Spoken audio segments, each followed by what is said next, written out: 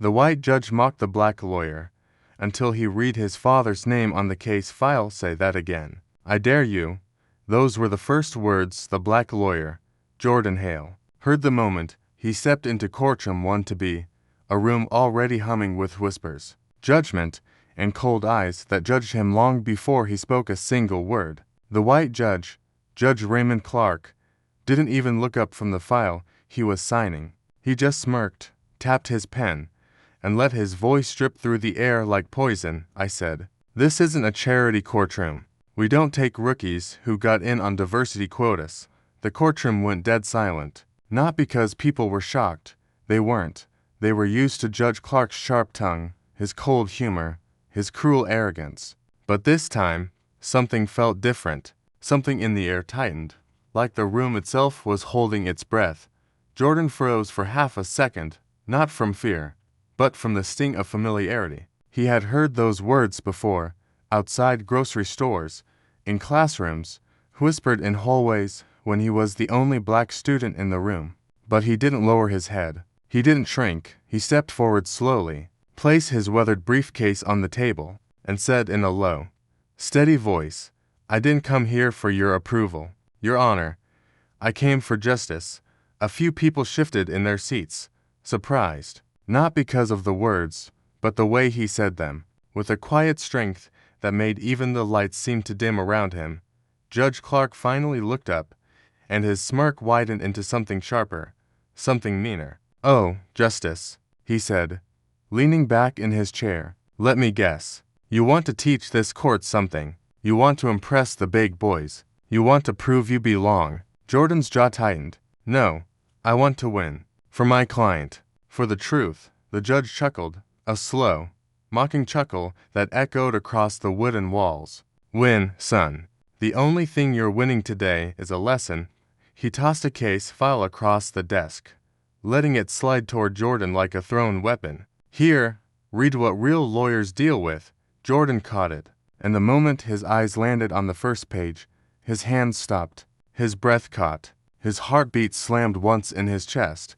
There, written in bold black ink, was his father's name, his father Al, the man who disappeared 15 years ago without a word. And as Jordan lifted his eyes, Judge Clark was watching him with a grin that said he already knew what this moment meant, and he liked the pain it caused. For a long moment, Jordan just stood there, holding the thin file like it weighed 1,000 pounds, his fingers tightening around the edges as if he were afraid it might slip away, afraid the name printed on the page might vanish if he blinked too long. Marcus Hale, his father, the man who kissed him on the forehead one cold November morning and said, "I'll be home before dinner," and then disappeared without leaving even the shape of a reason behind. Jordan's voice came out low, quiet, almost strangled. "Why? Why is my father's name in this case?" Judge Clark didn't blink, didn't shift, didn't pretend to hide the enjoyment curling in his eyes like smoke rising from a slow fire. "Oh, so you can read," he said lightly. "Good. Saves me time." He leaned forward, elbows on the bench, chin resting on his clasped hands, speaking with the slow sweetness of someone savoring every second of another man's pain. "Marcus Hale, interesting man, interesting history, interesting end." Jordan's heartbeat stumbled. "End," he whispered. "My father isn't dead." A hush fell so heavy it felt like the whole courtroom sank into the floor. Judge Clark tilted his head. "You sure about that?" Jordan felt something inside him twist, something cold, something old, something he had buried so deep he thought it would never return. His father's laugh, his warm hands, the way he used to say "you're stronger than they think, son," all of it rose and crashed into him like a wave. "Explain," Jordan said, but his voice wasn't steady now. It cracked, it trembled. He hated that it did. Judge Clark smiled wider. "Oh, you'll learn soon enough. But for now," he tapped the folder with one finger, "your father is tied to this case, in ways people like you can't even begin to understand. People like me," Jordan repeated under his breath, not angry, but broken in a way only someone who has been fighting his whole life can be broken. Judge Clark shrugged. "If the shoe fits." Jordan swallowed hard, forcing his breath back into rhythm, refusing to let the judge see how deeply the words cut. He opened the file, flipping through pages that felt like pieces of a puzzle he never asked to solve. Police reports, sealed statements, missing person documents, a photograph of his father older, thinner, eyes heavier. He wasn't missing. He was hiding. And the last page, the bold red stamp across the top made Jordan's stomach drop. Active investigation cover-up suggested. Raised his eyes slowly, and Judge Clark whispered, "Your father didn't disappear. Someone erased him." Jordan couldn't breathe for a second, because the whole room felt smaller now, as if the walls had moved closer just to hear his heartbeat break itself apart, as if the air had thickened into something he had to fight through just to stay standing. And still Judge Clark watched him with that lazy smile, the smile of a man who believed the world could bend for him and only him. "What did you do to my father?" Jordan asked, and his voice wasn't loud, but it carried a sharpness that sliced through the silence. Judge Clark chuckled, the sound dry, empty, cruel. "Your father," he began slowly, "was a problem, a very loud problem, and loud problems do not survive long in this system." Jordan's fingers gripped the file until his knuckles went white. "My father was a mechanic. He had nothing to do with any judge, any court, any—" "Stop," Clark cut in, raising one hand without grace, without respect, the way a man waves off a child who doesn't know better. "That's the sweet little story he fed you. That's the bedtime version. You think a mechanic ends up in classified investigations, sealed by federal order. You think a mechanic goes missing the same night he hands evidence to Internal Affairs. You think a mechanic dies with no body ever found." Jordan's throat closed. "What evidence?" Clark leaned back, stretching his arms behind his head casually, like he was sitting in a living room instead of a courtroom full of people holding their breath. "Evidence against me."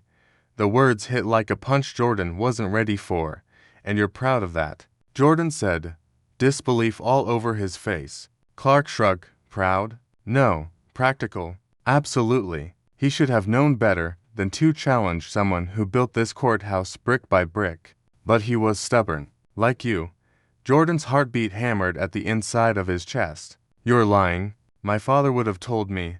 "Oh, he tried," Clark said, voice dripping with satisfaction. "Let me guess. He disappeared the night he said I'll explain everything tomorrow, right?" Jordan froze, because that's exactly what happened. Clark smiled like he had just solved a joke no one else understood. "Your father was going to expose a corruption ring." "Mine." Jordan felt the floor tilt under him as the truth poured in like floodwater. "And now," Clark added softly, "you're standing in the exact same spot he stood in, right before I erased him." The entire courtroom gasped, but Jordan did not blink. Because finally, he knew who destroyed his family, and he knew who he was about to destroy back. For a long moment, Jordan didn't say a single word, because sometimes silence is not weakness. Sometimes silence is the sound of a man rebuilding himself from the inside out, brick by brick, truth by truth, until the pain becomes a weapon sharp enough to cut through anything standing in his way. And Judge Clark didn't even realize he had just placed that weapon directly in Jordan's hands. "You think you erased him?" Jordan finally said, his voice low, steady, deadly calm in a way that made even the court reporter glance up with a startled twitch.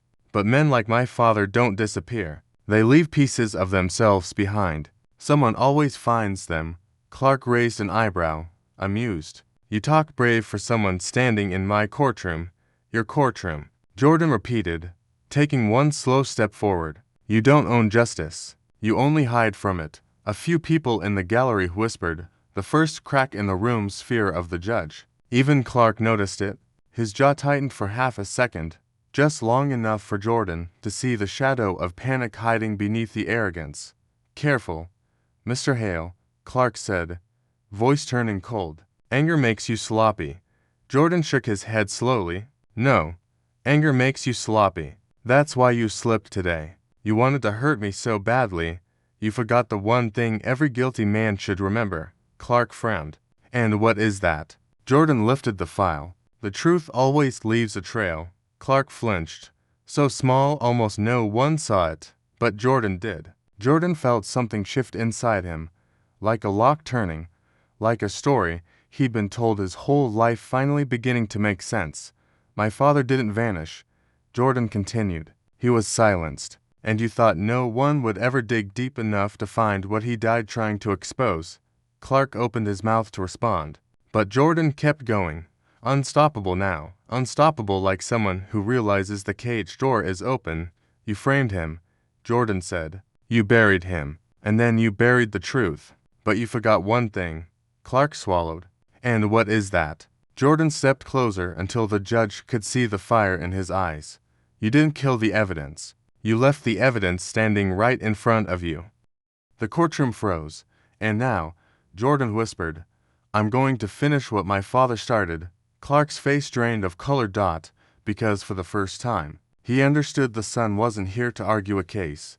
He was here to end a legacy. Judge Clark tried to steady his voice, but fear has a way of shaking even the strongest walls, and when he leaned back in his chair, his hand trembled just enough for Jordan to notice, because nothing is louder than a guilty man trying to look calm, and Jordan had seen that tremble in men who knew the truth had finally found them. You're accusing a sitting judge, Clark said stiffly, with no proof. No proof. Jordan whispered, almost laughing, a tired, painful laugh that came from years of silent hurt. That's the same thing they told my father. Remember, that he had no proof when he tried to expose what was happening on the streets, that he had no proof when he said officers were planting evidence, that he had no proof when he begged your court to listen. Clark looked away. You destroyed his proof, Jordan said. But you didn't know he left a copy? The room stirred. Even the bailiff stopped pretending to be bored. Clark's eyes snapped back to him. You're lying. No, Jordan said, slowly opening his briefcase. I'm his son. He pulled out a small, beaten-up USB drive, the kind that looked too old to matter, the kind most people would throw away without thinking. But Clark recognized it instantly. Because he had seen it before. 20 years ago. On the day a black community officer named Marcus Hale stood trembling in front of the bench, begging the court to look at his evidence. The evidence Clark said didn't exist. Clark's face changed. Just a flicker. But enough for Jordan to see the memory land on him like a punch. You, Clark whispered, couldn't have found that. Jordan nodded once. I found it hidden inside my father's old police boots. The ones I kept because they still smelled like him. A gasp rippled through the courtroom. Clark's voice cracked. That file was destroyed? No, Jordan said. Only the copy you stole. Clark's breath hitched. Jordan stepped forward, holding the drive like a blade of truth. My father risked his life to expose officers under your protection, your friends, the men you shielded, and you helped bury him. But this, he lifted the drive higher, is everything he died for. Clark's mask shattered, because he knew what was inside that drive, and he knew the moment it touched a courtroom projector, his entire career would go up in flames. For a long, heavy second, the courtroom was so silent that even the buzzing light above felt loud, and Jordan stood in the center like a man holding a match over a dry forest, because one spark, just one, could burn down every lie that had protected powerful men for decades. And Judge Clark finally understood that this wasn't just a hearing anymore, it was an unraveling. Put that USB down, Clark snapped, but his voice broke halfway through, cracking like old wood under pressure. Jordan didn't move. You don't give orders today, he said quietly. You just sit there and watch the truth walk back into this room. After you chased it out 20 years ago. Clark slammed his fist on the desk. Bailiff, seize that. I don't, Jordan said sharply, turning toward the bailiff with a warning in his tone that carried the weight of a son who had buried a hero and spent half his life learning how to speak for him. Unless you want to be part of this man's cover-up. The bailiff froze. People in the gallery shifted forward, sensing history cracking open. Even the court reporter lifted her fingers off the keys. Waiting, Jordan plugged the USB into the courtroom laptop. Clark lunged forward. No, you don't understand. That file is. I understand perfectly, Jordan said, pressing the spacebar. You're afraid. The screen lit up. A video opened, and there he was. Officer Marcus Hale, Jordan's father, standing in a dim room, wearing the same uniform that now sat folded in Jordan's memory box, his voice shaking not from weakness, but from the weight of a truth he knew might cost his life. "My name is Officer Marcus Hale," the recorded voice began, "and if this video is being played, it means I wasn't allowed to speak in court." Clark's face drained of color. Jordan felt something inside him break open, a grief he had carried for so long that he forgot how heavy it was, until the sound of his father's voice filled the room, like a ghost returning for justice. The video continued. "I have proof that Judge Samuel Clark ordered evidence tampering to protect officers involved in illegal stops, false charges, and brutality cases. He told me to stay quiet. He told me no one would believe a black officer." Gasps erupted. Clark stood abruptly, sweating, shaking. "That video is fake," he shouted. But no one believed him, because in the corner of the screen, clearly visible, was Clark's signature, approving the destroyed evidence request, a signature he could not deny, a signature that screamed guilt louder than any words he could say. And the courtroom turned on him. Judge Clark stumbled backward like a man losing balance on the edge of a cliff, grabbing the wooden bench to steady himself. But nothing could steady the storm now rising in that courtroom, because the truth had walked in, sat down, and refused to leave, and every pair of eyes was locked on him with a coldness he had never felt before. "That video. It's taken out of context," Clark shouted, his voice cracking as panic wrapped around his throat like a tightening rope.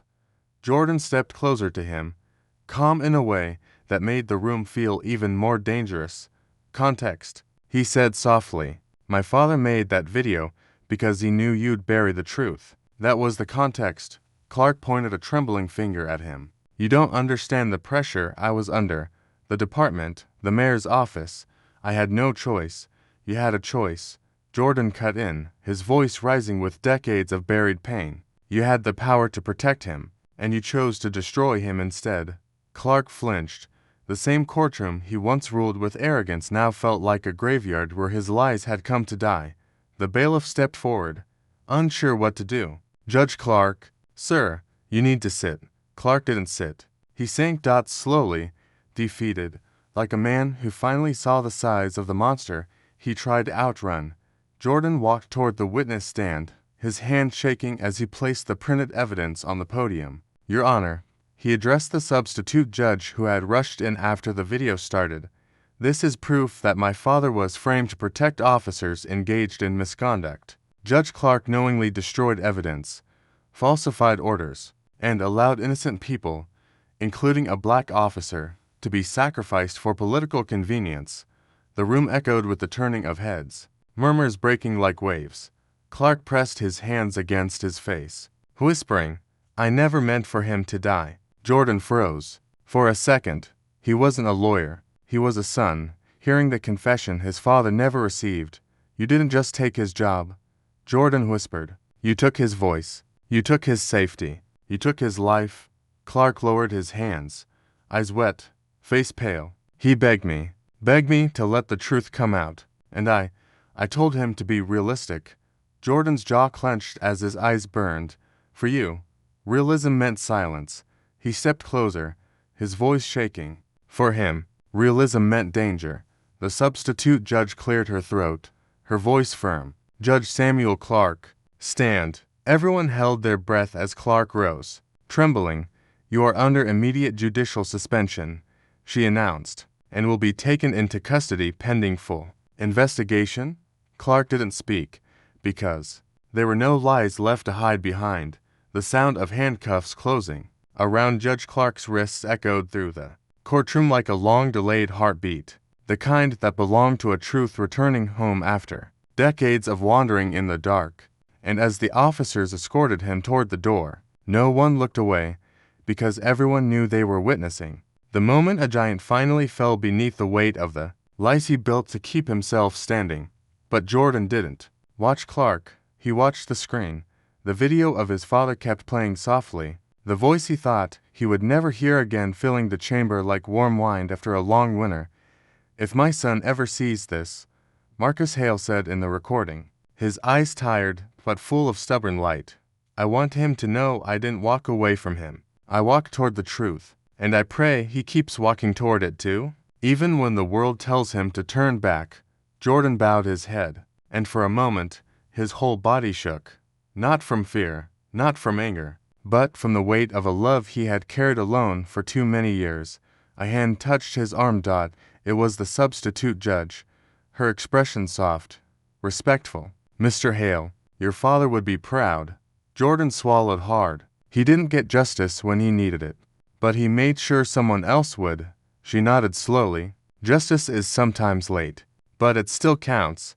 The courtroom began to empty, but Jordan stayed where he stood, staring at the worn USB drive in his hand, still warm from the projector, still shining faintly in the dim light, as if his father's fingerprints were still on it. He whispered, barely audible, I finished it, Dad. I finished what you started.